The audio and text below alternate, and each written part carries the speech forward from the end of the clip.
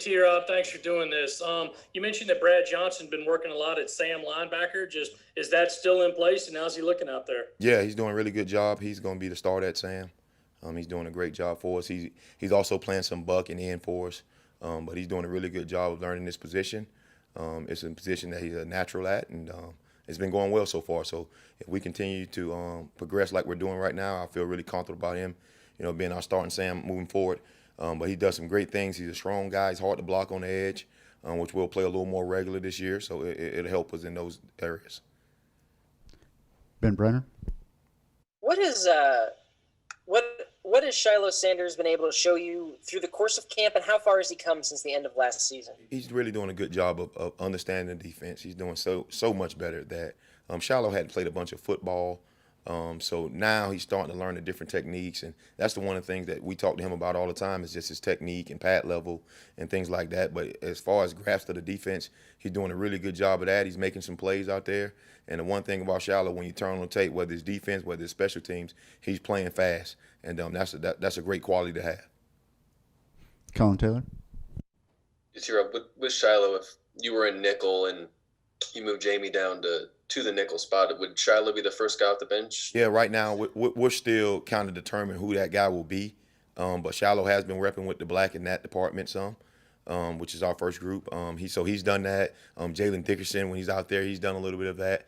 So we got a bunch of different combinations, whether it's JC, whether it's Izzy, all those guys have played some safety. And for our guys, we just trying to figure out who's the best 5 guys. And we'll kind of go that way. But like I told our guys, man, especially with this year, more so than any other year, everybody got to be ready. And they always have to, but this year in particular, that's going to be the case. So we getting a bunch of guys ready at a bunch of different positions. You look up, you see JC playing some nickel, playing some safety. Izzy playing some nickel, playing some safety. RJ playing some dime, playing some nickel, playing some safety. I mean, I had Jamie playing some corner and I guess 2 practices ago. So we just trying to get, a combination of guys and letting guys feel comfortable playing every spot because that's going to happen at some point this year. Hill? Coach Muschamp always talks about the next play mentality, and RJ was in there earlier talking about how he's really tried to be conscious about moving on from mistakes. How important is it for not just him, but for anybody who's back there at safety to be able to, flush a bad play or even a good play and move on to the next one? It's very important. Now, I think that's probably the most important thing to play in the secondary. I tell our DBs all the time, a DB that's consistently beaten is a DB that won't play. All right, and a DB I said it wrong. I guess I don't say it to him all the time.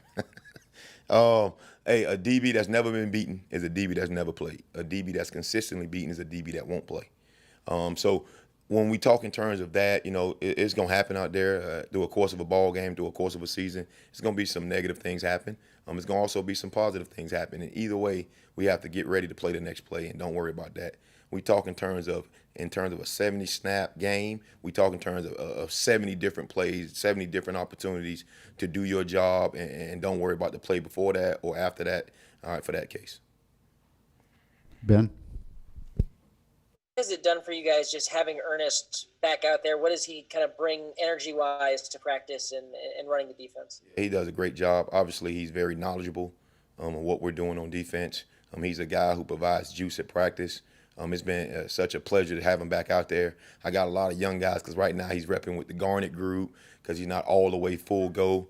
And so those guys love playing with him because of the communication part of it. He's telling guys what to do, where to line, and that's what we're going to need for him moving forward. And he's doing a really good job with that. But Earnest is a really good football player, and we're going to need him to play well for us to play well. Go back to Hale. Follow up on RJ with that deal. Is he showing signs of being able to move past some of those hiccups when he's out there? Well, he's showing signs of maturity, and I think that's one of the big things that RJ has really, strived on and really worked on this offseason and moving forward now as we get towards the season. But he's doing a really good job with that. And that's the one thing that's the only thing that can set him back. It's just, lack of, paying attention to the details and the smaller things. And I think he kind of growing up and he understands that now and he's doing a lot better. And I'm excited if he continued in this path, he'll have a heck of a year. Colin? Yeah, T-Rob, you kind of talked earlier in the press conference about playing a little bit more regular this year. What about your base group makes you feel really comfortable to do that with this? I feel really good about our 4 defensive backs. Still working on. It's going to be a young guy playing at the 5th spot, whether it be Shiloh, whether it be Cam, whether it be John, or whoever. It's going to be a young guy that hadn't had a bunch of reps. And you look at a guy like Brad and what he's able to do. It'll be tough for me to have a package going in a bunch and Brad on the sideline with me. You know how physical he play, how hard he play. So we want to find some ways to get him out on the grass, and I think that's our best way to do it is to have a regular package and go that way. But we're gonna have to play some nickel. We're gonna have to play. He's gonna have to go in the game and play some buck and some end, and some different things like that also. But I think just getting the right guys on the field, I think he's a part of our top 11.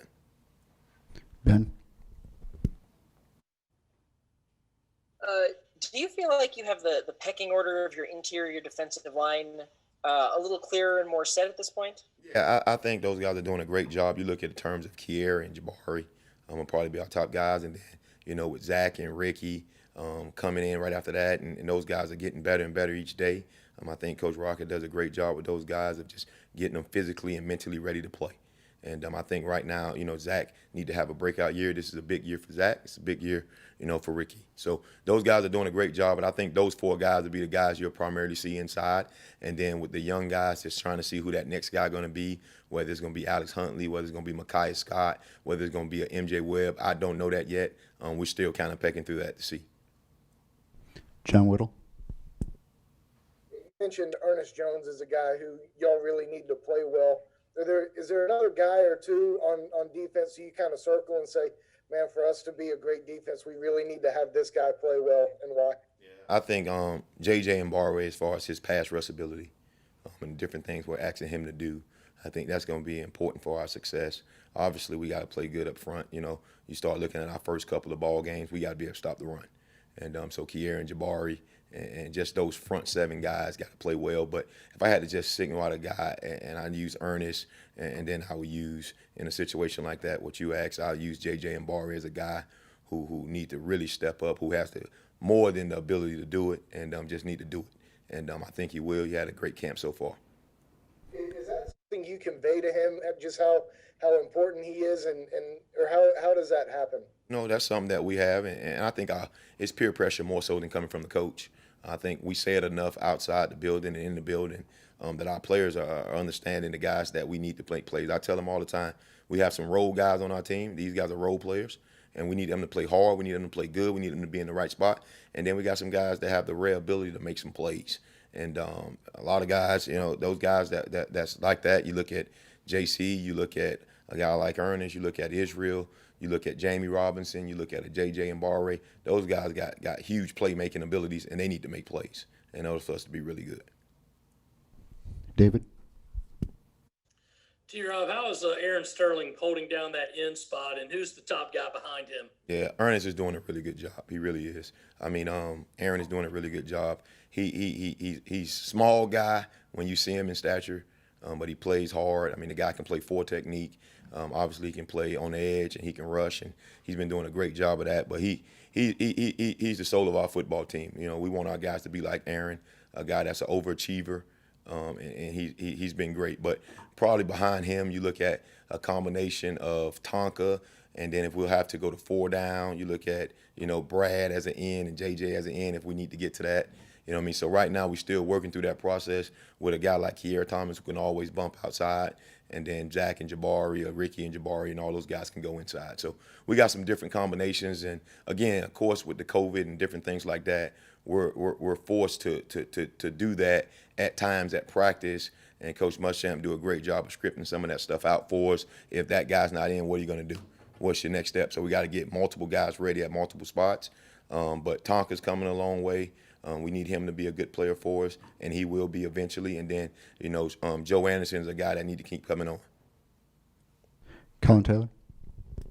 Yeah, T-Rob, I guess you mentioned in your last availability and then a little bit today, this year's almost like having a 53-man roster in the NFL where you're having to cross-train a bunch of guys. I'm wondering how, once the season starts, how do you go about repping depth and getting guys to play when you're in the middle of installing a game plan too? Yeah, we talked about that as a staff here as of late, and one of the things that we got to do a good job of is, keeping guys up and having a ready call list for guys that's not playing a bunch of defense but might have to play a lot of defense. We can get a bad result on the test on Friday with some contact tracing behind it, and we can lose a couple of guys going into a ball game, and you have to be able to have your staples of your defense. So we got to do a great job of keeping those guys active. We'll rotate in as far as what we're doing with the scout team. It'll be different guys going over there because everybody got to be engaged with the game plan. And I think that's going to be very important. And Coach Muschamp talk about it all the time. The most mature team will win, and that's going to be a part of the maturity that he's talking about. Hale. Coach, just want to see how Jordan Burch has come along to this point, Cam. Yeah, Jordan's doing a good job. Obviously, he have a lot of expectations, and he knows that. But he's doing a good job. He's a very focused kid. He's a very humble kid. And it's crazy because you get a guy who's recruited the way he's recruited. Sometimes it takes him a while to understand who they really are. But I think he's done a good job of that. And I tell you what, man, he just got to continue to keep learning the defense and different things like that. And we got to put him in some advantageous situations that he can be successful. John Whittle. What do you make of the situation up at Tennessee where they've had to cancel scrimmages and are behind in practices, have so many guys out? Do you pay attention to that as a defensive coordinator, just kind of wondering what's going on up there, or do you try to block that kind of thing out? I'll be perfectly honest. Until you said that, I really didn't know. Right now, I'm focused on what we're doing, to be quite honest with you, and I know that sounds like a coach's answer, but it's the truth. Right now, we're worried about the things that we need to deal with. And next week we'll move forward and start looking towards our opponents and things like that, and start to come up with game plans and work on different things that we'll use in the game. But for right now, we're kind of just worried about us. Now I know Coach Muschamp, guys that can kind of think a little ahead, they can worry about some of that stuff, so he might know. But I really don't know that right now. If you felt like you were behind in practice and had half of your team sitting out, what would go across your mind as a coach? I better get the other guys ready. I mean, they ain't stopping the game. So we got to get these guys ready, and our guys know that. And that's one of the things that we've been talking about since we came back. Next man up, always be ready to go, even more so than you ever been. We talk about it all the time, but now it's true. And I mean, it can be, the night before the ball game, and you get a guy, and the guy's out. They come tell you that, what are you going to do? We ain't going to play the game because, one of these guys ain't out there. We still scrapping it up, and it's still going to be on TV, and it's still going to count. So we got to be prepared, and that's what we're doing in practice. Coach put us in those situations all the time. Any other questions for T-Rob? If not, we'll let Ben get out of the sun. He looks like he's cooking in that car, so we'll let him go. Appreciate it, T-Rob. I tell you what, we got all these black screens again. There's a lot of black screens there. They're getting paid for this, man. They're in the sack right now, man. We got guys in the car. See y'all later, man. Y'all enjoy it.